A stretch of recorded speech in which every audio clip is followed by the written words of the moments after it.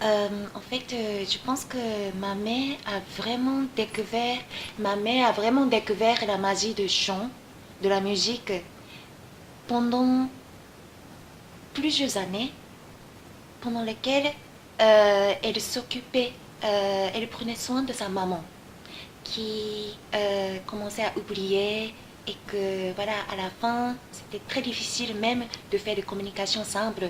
Ma grand-mère ne reconnaissait même plus qu'il s'agissait de sa propre fille.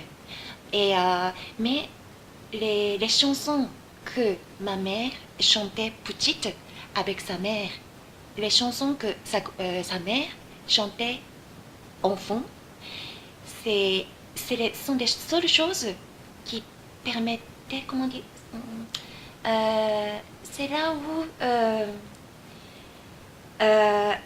ma mère pouvait vraiment avoir des vraies communications avec sa maman. Et que, alors, les dernières années avant le décès de ma grand-mère, euh, le plupart du temps passé ensemble, ma grand-mère et ma mère chantaient. Mais tout le temps, tout le temps, tout le temps. Des vieilles chansons, des, des chansons vraiment très très enfantines et parfois des vieilles chansons que je découvrais à ce moment-là, que je connaissais même pas. Et que là, ma grand-mère qui oubliait des petites choses qu'elle venait de vivre, des petits mots simples, mais elle était capable de chanter toutes ces vieilles chansons qu'elle ne chantait plus pendant des décennies. Et là, je pense que ma mère a découvert la vraie magie des chants, l'acte de chanter en fait. Et elle était en train de réfléchir, penser à vendre son piano qu'elle se servait quand elle était institutrice, parce qu'elle devait s'entraîner pour chanter de nouvelles chansons avec les enfants de la classe.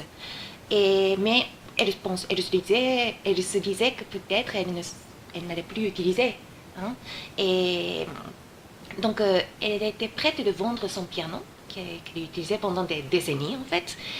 Mais maintenant, le piano est toujours là. Pourquoi le piano est toujours chez mes grands-parents à Tokyo. Et bien pourquoi? Parce que comme quand quelques personnes qui ont vu sa façon d'être avec sa maman, donc ma grand-mère, à travers et comment elle communiquait, elle stimulait et animait ma grand-mère avec des chansons, et ben, elle a eu quelques propositions par-ci par-là pour animer un atelier de chant dans les maisons de repos et de soins à Tokyo. Et pour cela, pour animer, c'est pas la même chose que chanter des chansons avec sa maman. Donc, elle devait préparer cet atelier qu'elle allait donner dans les maisons de repos et de soins des personnes âgées. Et donc, voilà, le piano était de nouveau nécessaire. Et donc, maintenant, elle continue à s'entraîner le piano. Elle n'est pas chanteuse, elle n'est pas pianiste, mais la musique et les chants sont très importants pour ma mère, Yoshiko. Oui.